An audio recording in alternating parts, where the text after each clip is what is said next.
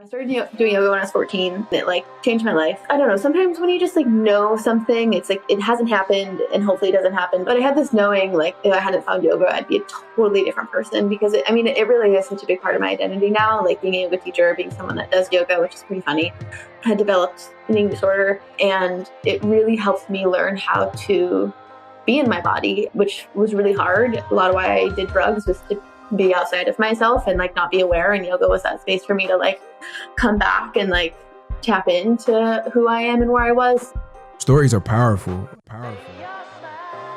Welcome to the Rise, Recover, Live podcast, brought to you by The Phoenix. This is a space where people impacted by substance use can come to share their story of strength and resilience, get open and honest, and inspire hope and build community through shared experience. We'll be talking to people in our community on their own recovery journey and shine a light on the topic of recovery in all its forms. Maybe you'll hear some of your story in theirs. Let's show the world that together we rise, recover, and live. All right, real quick, before we get into this episode, we want to inform you of a brief hiatus we are taking. It is summertime. Yeah, if Liz's jingle doesn't indicate it for you, we had to take a break. Rest is important, and so we're just going to take some rest. Yeah, we're just going to take this summer to rejuvenate, to put together some new, really exciting ideas for the podcast. But we are not leaving you high and dry, right, Bryce? Nope. Meanwhile, we are replaying some of our favorite episodes, which you may have heard or you may have not have heard, but we're going to replay them. Yeah, and every time I listen to one of the episodes, I hear something different that I didn't hear the first time or that I need to hear in a different way this time. So I hope that you do listen to the replays. And in the meantime, we've got some asks for you. First off, if you haven't already, like and subscribe to the podcast so you can stay tapped in. Secondly, there's a volunteer interest link in the show notes. If you have any experience with SEO, graphic design, or anything that could help take this podcast to the next level, we want to be able to work with you. Yeah, the great thing about volunteering is you get to be more involved in the recovery community. You can give back a little to the podcast, get to know us, and also get some experience if you are looking to advance your career in graphic design, SEO, etc. So enjoy the episode. We love you. We about to go hit the beach. We'll talk soon. Yo, and welcome back to another episode of the Rise, Recover, Live podcast. I am your host, Bryce the Third. And I am Liz McKean. And Bryce the Third, I missed you. We haven't recorded in a couple weeks, and I'm so happy to see your face. It's been like a year or so. I know, it feels like it. It really does, man. I don't even know who you are. Who are you? I know, it's great to meet you, stranger. Well, I'm dressed funny today, so that's part of it. At first I thought it was like a Red Wings hoodie or something like that. I'm like, hey, okay, all right, cool representation. That's what's up. If you're not listening, if you're listening and not watching this on YouTube, I've got a super old school Phoenix. It looks like a hockey jersey to me, but I think it's a biking shirt. And somebody from my team gave it to me over this past week, and it felt too cool not to wear, not to sport for the pod. That boy is actually crispy. You don't have to let me borrow that or something like that. All right. You are welcome. You were working anytime. it, Liz. Yes, I know. All right, who we got with us today?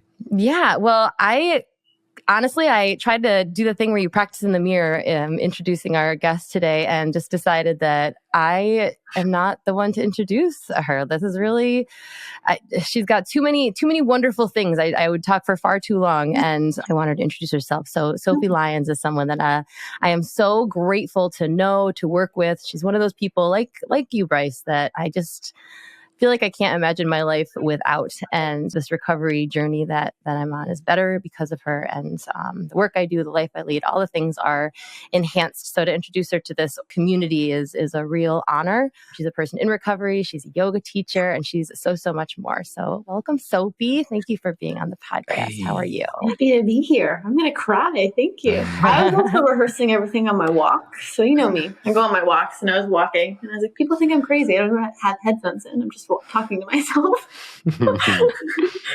Also, just like a heads up, tears are allowed. Feel free to let them flow if totally they come. Allowed. Heck yeah. Yeah, bring them on. I feel like I'm a bit unprepared because I didn't do any rehearsal in the mirror or walking down the street. It's all right. Maybe that's something I need to implement moving forward. Maybe. You're a natural. I don't think you need it at all. Well, don't tell me that. Oh, okay, never mind. Then go practice in the mirror next year. That'll be great too. We're really thrilled to have you on the podcast today. And to start off, would just love to hear how would you introduce yourself? I know that there's a lot of communities and identities that you wear proudly, and that recovery is one of them. So how would you introduce yourself? Give us your elevator. That's such a hard question. I was having a really hard time with this. So I'm Sophie.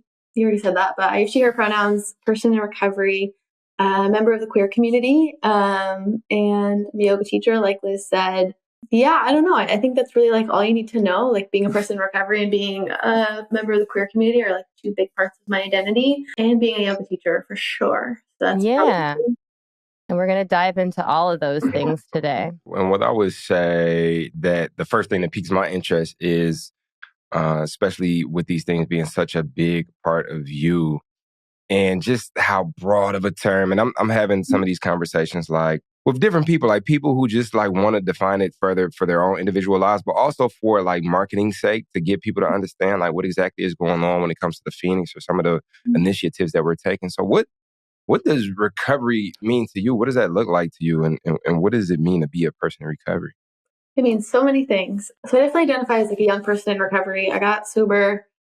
Well, I tried to get sober when I was 21. I just turned 21. And being a person in recovery to me is eating disorder recovery, substance use recovery, which kind of go hand in hand for me. Just kind of like taking that on and like helping other young people in recovery, people in the yoga world. That's like kind of like the hat that I do. I teach yoga and like hope that helps other people in recovery. Being a person in recovery is so many different things. It's like making sure I'm eating food and taking care of myself on the day to day, and like not putting myself in situations with the drugs and alcohol that would make me uncomfortable. But yeah, so many different hats, so many different things. I think eating disorder recovery is what you when I first met you, that was the entirety of how you defined recovery.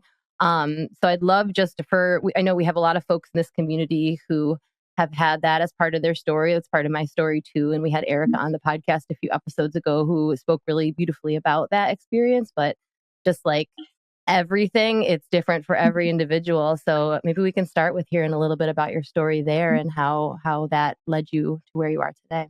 So funnily enough, most people don't know this. I have a twin sister. We are very different, but also the same because we're identical twins. The two of us, because I mean, for the majority of my life, like that was my identity, being a twin. So weird now that it's not a part of my identity. People are, when they find out I have a twin, are like, oh my God, I didn't know that. What's it like? And I'm like, well, it's like a weird question. Because for the first 18 years of my life, like that was who I was. Like we did everything together. We had all the same friends. And then I moved apart. And I was like, wow, I can be my own person. So when we were just starting off high school, my sister was kind of struggling with food, and like most sisters and twins specifically, like I just kind of like adapted all the patterns that she did. Like we were very inseparable, like different. Like I would say like the sassier version of me. She's a little meaner. I got a little bit of a bite to her, but she does not do yoga. She's very different in that way. And she was like able to kick it like super easily. She's a baker now, like professional chef, all those things. And like, what is that? When you say kick it, what does that mean? It didn't like get very bad. She like spent a few months maybe like struggling a little bit, and then like, I'm just gonna like do the thing, bake food and like eat. It's whatever. Just like mended that relationship with food pretty seamlessly. Yeah, it was pretty fascinating to watch. And then I guess for me, like it kind of would say like just like took hold of me. I mean, you could say it like that. I definitely spent, first for like 9 years, just like struggling with food, what that looked like, and like my eating disorder, like most addictions, just like changed and evolved as like my life evolved. So it started off just like not eating, over exercising. At the same time, I was finding yoga when I was 14, and that was like a big help. But in a way, like I also just like did it way too much and exercised too much. So over the years, like it morphed into different things, the different channels. And I think for me, like it is a big part of my identity and a big part of me that I am okay with sharing, just because I think a lot of people don't necessarily talk about eating disorder recovery. A lot of people don't talk about recovery, especially how it changes. Like just like when you have one eating disorder, it can be any of them. Like when I moved to college, my roommate knew I had an eating disorder my freshman year when I lived in dorms. So I was like, all right, well, I have to eat food. So let's like throw up and take laxatives, like do other things so that I could like, sustain that. And then that's also when I started like drinking more and alone and that sort of thing. So it definitely just like evolved and changed. And I never went to treatment. Like the time when it was really bad, like my parents were going through a divorce. And so like there just wasn't a lot of like emphasis on like maybe noticing those things at home. And I like worked all throughout high school and was in a lot of after school clubs. So I just like did everything I could to like be out of the house. So they couldn't see what was happening. And it really wasn't until I found the Phoenix that I even like approached recovery. Like I thought I was recovered for years, even though I wasn't.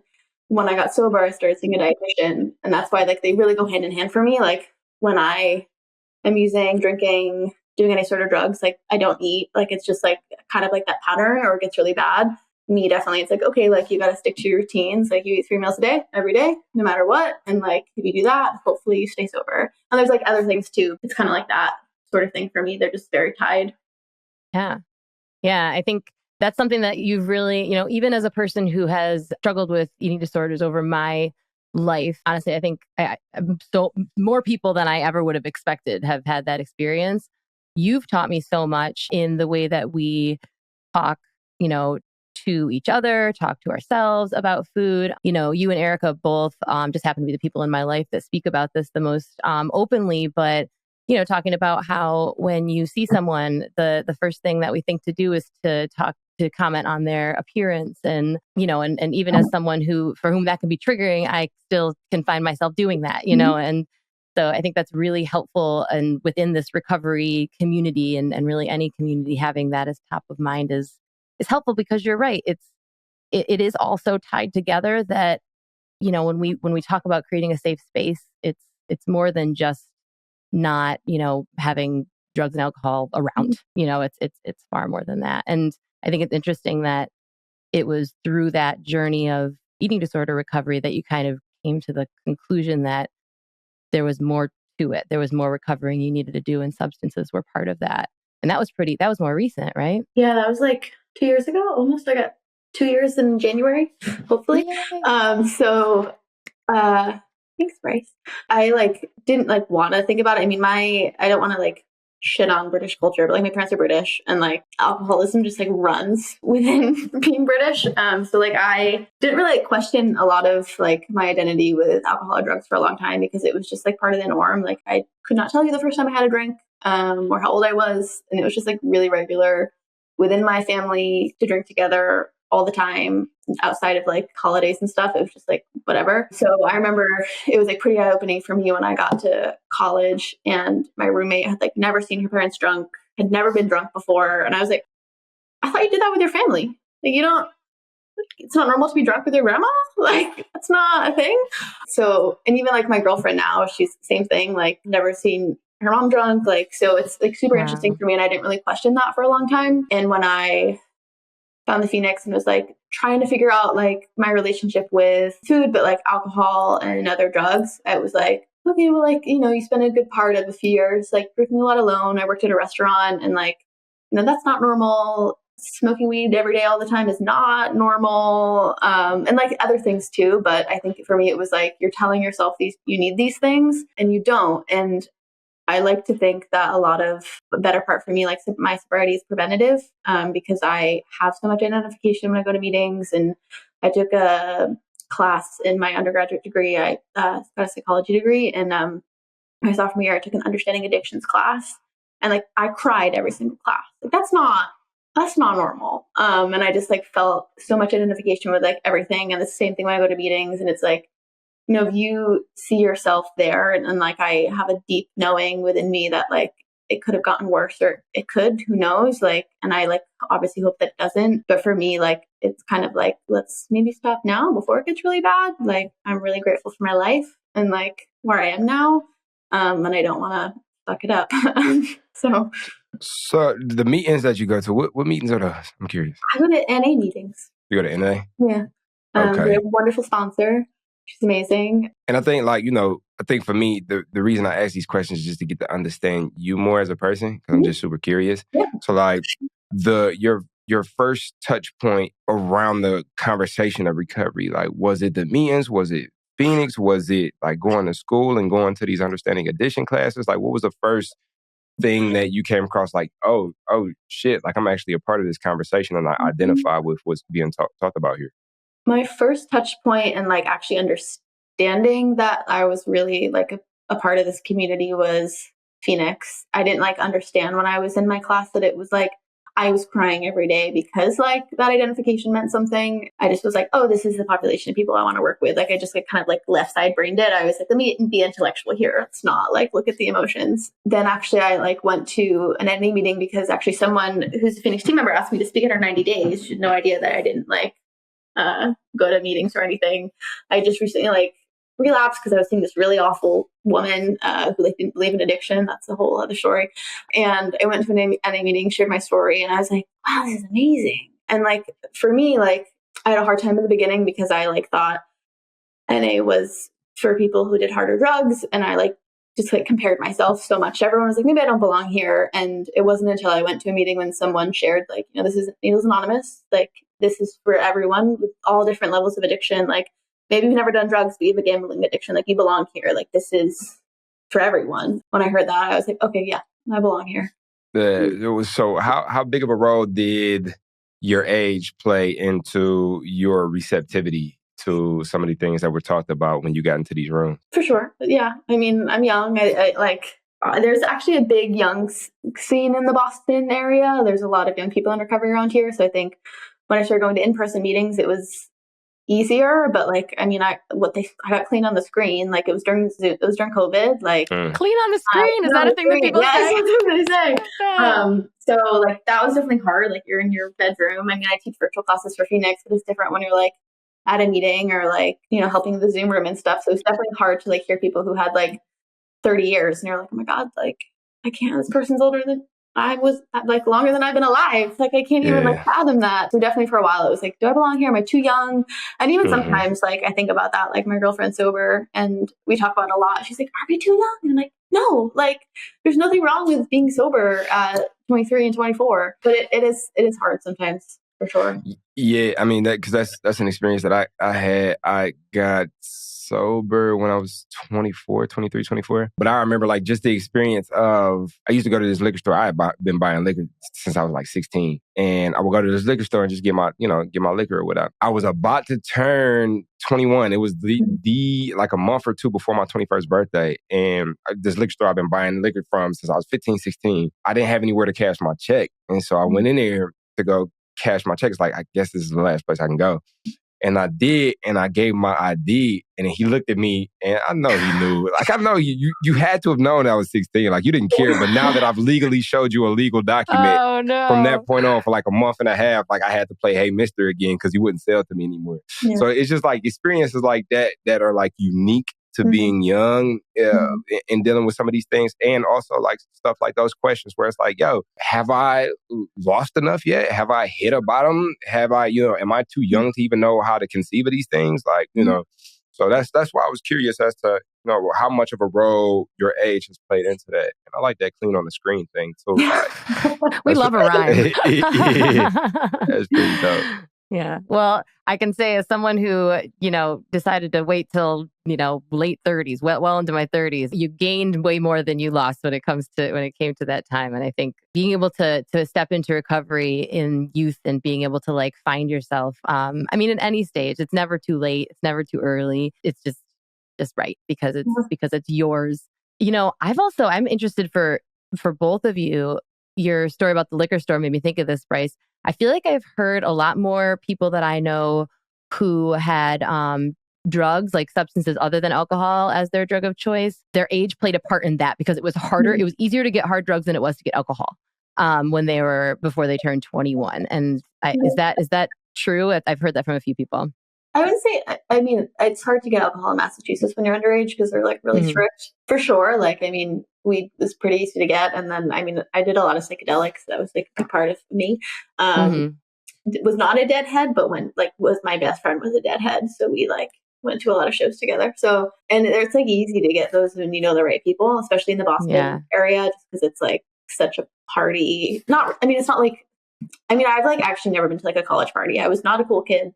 It's not that's cool, but the cool kids for me were like the alternative people. Like I was always like a little maybe different. I was like the weird art kid. I was a band kid and techie in drama club. And when all my friends back home are going to like college parties, I was going to like basement house band shows in Alston, which is an area in Boston, like chain smoking cigarettes. Like that was where I was, and it's like easy to get alcohol there if you like know the right people or other whatever drugs you want. But it just depends on the crowd you're in, I really think. Yeah, that makes sense. Yeah. I think I was inherently just in the crowd. Like everything was accessible to me, and then I have this like I'm creative sometimes in the most bullshit ways.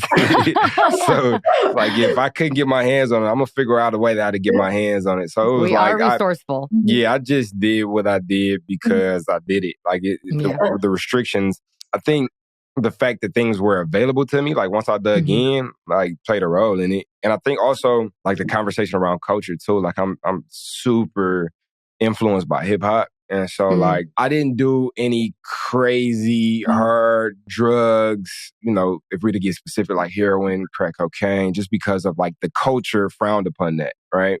But if, you know, it started being cool and in the music I was listening to, it was like, yeah, this is what we doing and we having fun doing it and making songs about like, oh, you got to be like this when you listen to this song.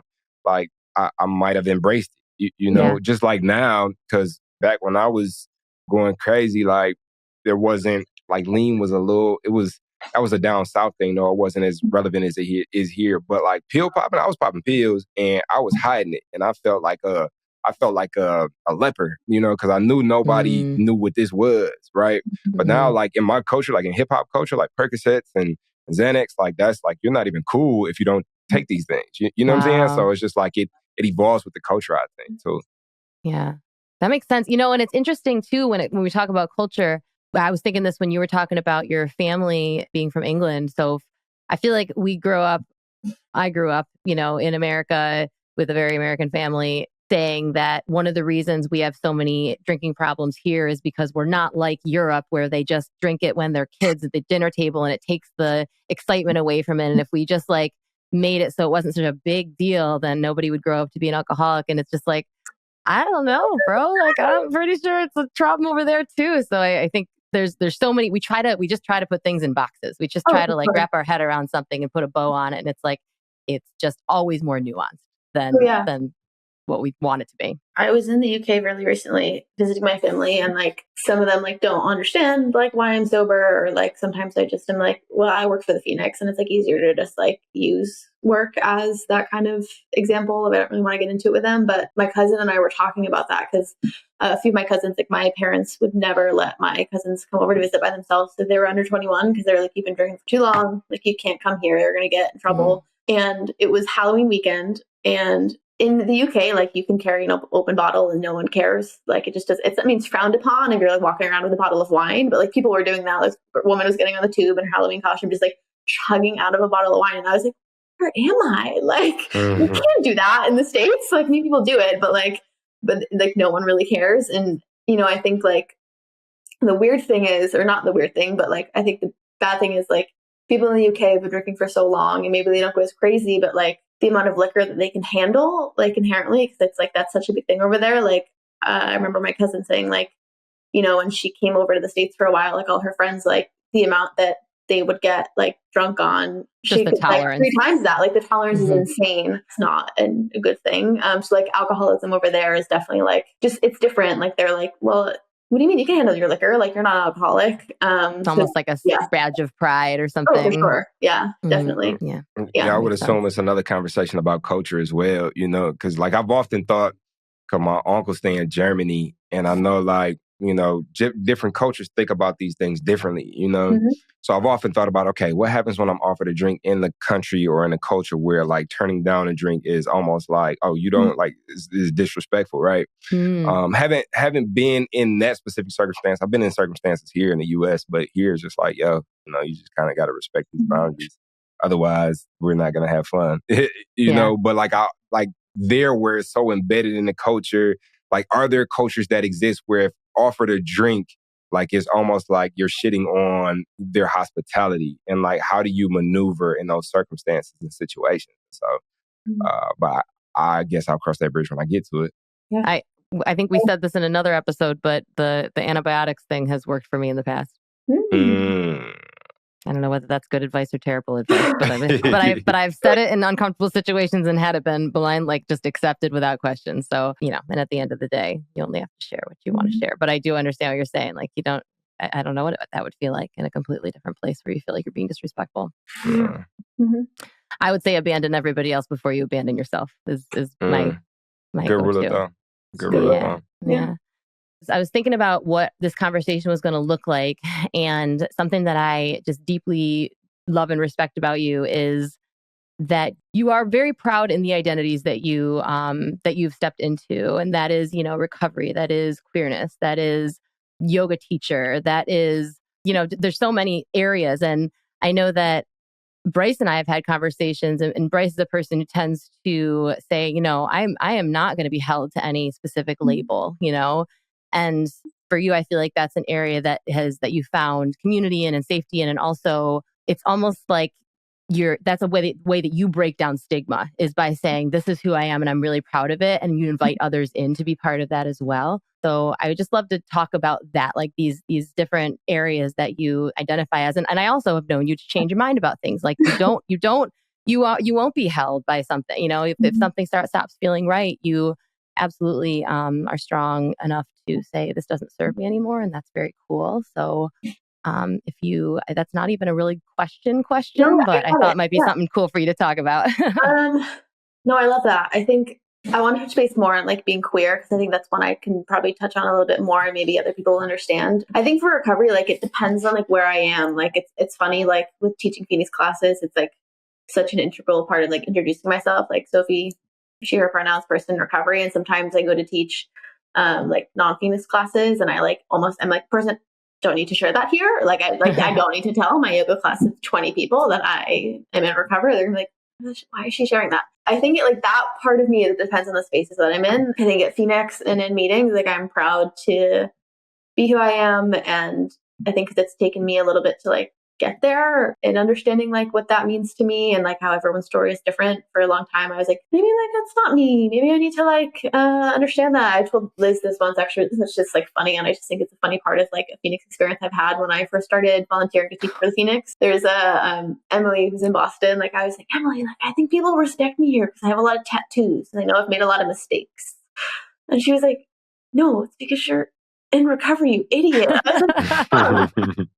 Sophie walked in thinking she had street cred. Yeah, I got all these tattoos. Like I'm cool, and I think that like is something that I thought of. Which I think is funny because I think like not that everyone in recovery that has tattoos, because not everyone does. A lot of people do. I think of. I love getting tattoos, but it's also like in a different sense, like a form of, it can be self-harm. So that's like an interesting topic. But in my identity with like being queer, I try to be, and I'm really open about it because there are so many people who can't be open about their identity. And I think it is important for people who are safe and able to be openly queer, however they identify as a part of that community, to be open so that the younger generations of people who can't be, or maybe the older people who can't be, can see them and be like, wow, like I want to do that, or like I wish I could do that, or maybe it gives them, or they might feel empowered to then be open if they can be. So I think in terms of that part of me, it's just important for me to like be open like that. I live in a really safe area, like Boston, super queer and it's super liberal. So like I am safe to be myself, to hold my girlfriend's hand in public and that sort of stuff. So I think where I am, it's safe. And the people I'm around, like my roommate's also queer. Most of my friends are queer. And like, I'm really lucky to have that experience. So for me, it's like being who I am and like hopefully empowering younger people who are part of the LGBTQIA plus community to like be themselves or feel empowered to be who they are, even if they can't come out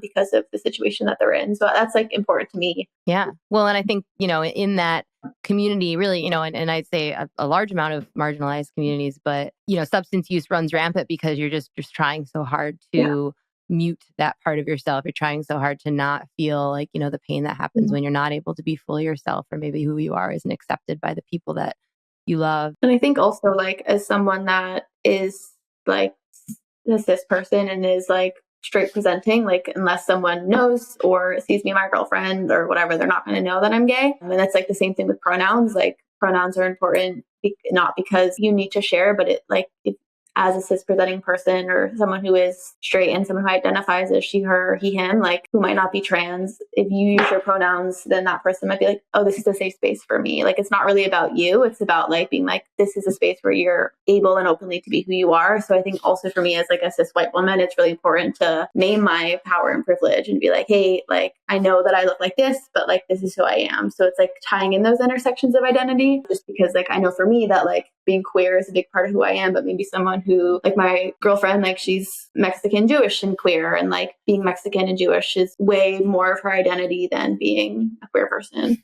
So it like depends. Yeah. I think that's powerful. I think that's a really important thing to talk about and also to create spaces for, because, you know, being part of that community within the recovery community can, you know, because even you walk into, I think we tend to think recovery community, like everybody knows each other or something. I've literally been in a different state and been like, told someone that I'm sober and like, oh my gosh, my aunt's, you know, second cousin is sober. Maybe you know them, you know, and it's like, no, we don't know. There's not a network. It's just as, you know, a big, giant group of different kinds of people as any community, as the whole wide world. And just like when we are people in recovery, as much as we are out there in the whole wide world, sometimes it's really nice to be in a room and in a conversation where everybody else has shared that experience, and you can like tell stories that might horrify a person who hasn't had those experiences. I think same as if you are, you know, a person who is in the LGBTQIA plus community, that to be able to be in a group of folks that have that, you know, share that identity, share the recovery experience. There's just a different level of safety in the way that you can share yourself. And I know you've created some of those spaces within our community, which is incredibly cool. And so before we get to Liz's very special question, I did want to kind of like, since we're talking about like some of the spaces you've created and instructing, and I know the form that you had sent in just on the things that you wanted to talk about had used the word catalyze around yoga and how it helped catalyze your recovery. And so that piqued my interest, and I'm curious as to what that means to you. How did yoga help catalyze your recovery? Yeah, that's a great question. When I was on my walk talking to myself, you know, I had this like moment where I was like, holy shit, I've almost been doing yoga for 10 years, which is crazy. So I started doing yoga when I was 14, found a studio in my hometown, and it like changed my life. I don't know. Sometimes when you just like know something, it's like it hasn't happened and hopefully it doesn't happen. But I had this like knowing, it's like something, someone says that and I can't remember. But I had this knowing like now that I do that, like if I hadn't found yoga, I'd be a totally different person, because it really is such a big part of my identity now, like being a yoga teacher, being someone that does yoga, which is pretty funny because I started doing it like at such a young age. Like I was in high school and had developed an eating disorder, and going to the studio they went to, it was not very like Western yoga. It was like a very homey studio I was the youngest person that practiced there by far. And like everyone was so different, and like different bodies, different ages, just everyone. And it really helped me learn how to be in my body, which was really hard. Like a lot of why I did drugs was to be outside of myself and like not be aware. And yoga was that space for me to like come back and like tap into who I am and where I was. So for the first few years I did yoga, it was just like, it was a space that I could like be outside of my house where things were kind of chaotic, and like be in a safe place. Like I worked at the studio, like I didn't have to pay for yoga, I could not afford it. And so that was really a special place for me. And I actually was supposed to go to college for photography. That's what I got into school for. And the only reason I came up to this Leslie in Boston is because I had a holistic psychology program. I was like, oh, they have a class called Yoga for Emotional and Mental Health. That's really cool. And a weekend, I switched my entire major. Like I was in the photography department. I took this class on, it was like something about mindfulness and something, holistic approach to healing. It started with a 5-minute meditation. I cried and I changed everything. Like it was like, that was like the moment for me where I was like, okay, like this is what I want to do. And although when I moved up here, like couldn't afford to do yoga, like, I mean, yoga classes now 5 years later cost like $30 a class. And like, I didn't have a job. I was like in school full time, and I like didn't go to do yoga for like a year. I mean, I did it on and off. Like I tried to go to classes, and not having that, like just like such a big part of myself, like my outlet for a year, like really like was not good for me. I was not the same person.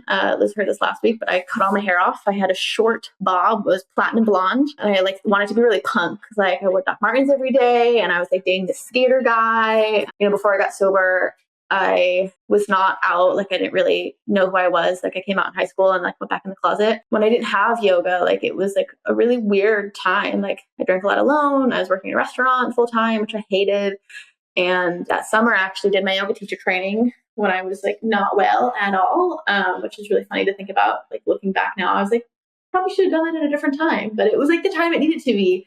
And like going to my yoga teacher training, although I like didn't do treatment or anything, like going there was like almost treatment for me, because like walking into the door, I was like, all right, like you got to stop taking laxatives. You can't throw up anymore. And like, you have to eat. And so like I went to Kripalu where I did my yoga teacher training, and I like stopped doing all that stuff, which is wild now that I think of it. Graduated my yoga teacher training and like still wasn't like the healthiest and was still doing a lot of things that I shouldn't be doing. But it really helped me like just like try to be a better person. Yeah. And then I was just teaching yoga. So like yoga was such a big part of my healing journey. I would say catalyzes, which is such a big word, catalyzed my recovery journey because it just helped me learn how to be myself and be in a body. And still now it's the same thing. Like when I take a class, it's like that moment, or when I teach a class, like I just want other people to like be able to find agency in their bodies and like know that like it's okay to be where they are. Like it's not about working out or doing the hardest thing, but just about being.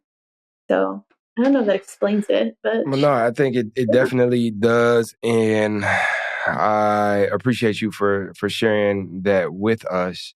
And there's also like this phenomena that I'm realizing as you share, and just in my own life and how important I'm realizing that storytelling is.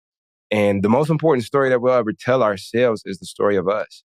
Mm-hmm. And quite a bit do I do reflection and have epiphanies, sort of like I'm kind of seeing on your face right now, which was kind of crazy that would happen then, which was kind of wild that would happen then. It's crazy. I wasn't that well, but it's the perfect time that it was. And so like the hindsight, which I know when we tap into life, like we can tend to do a little bit less because it's like, okay, especially somebody who is prioritizing, being present. And so, but that hindsight allows for us to have a bit of context as to how we got to where we are and who it is that we are. And doing that reflection, telling that story, continuing to evolve the way that we tell that story and the connotation of that story is a big part of us getting to understand ourselves as well as the context in which we fit in the world. And so I appreciate you sharing that story in public. And I appreciate you sharing your process as you share the story, because that allows for me to kind of look and reflect myself. And also, I think like maybe a bit of sharing your story probably was for you. Oh, yeah. I mean, like I've not always been like, but it's so cheesy, but really like I'm a super vulnerable person. Like I'll talk to anyone about my shit. Like I'm like, you want me? I'm not going to like unload on you, but I think like it's important to share your story with anyone that is wanting to listen or wanting to hear it, just because it just like in meetings and in recovery, like you don't know who's going through the same thing or who needs to hear what you're saying. I mean, when I was a kid, and still not, like I've got anxiety and like always have, and like I was always cared what other people thought. Like it was like, I don't want to go to the bathroom in class in school because I'm scared that someone is going to make fun of me for going to the bathroom. Like what? Like that's wild. Like, but that was me, like a very type A, like always like tried to like do the right thing. And now that I'm older, I'm still a baby, as everyone would say, but I am trying to care less about what other people think and like just be like, this is your story, like share it. Like it's okay if like you feel silly or like whatever, but like I'm trying not to like be so self-deprecating and like make jokes about myself and just like own it, because like it's who I am. And like if someone wants to be like, well, you don't belong here because you didn't do X, Y, and Z, or you're too young, then like that's their own shit. It's not mine. You get to decide where you belong. Exactly. So.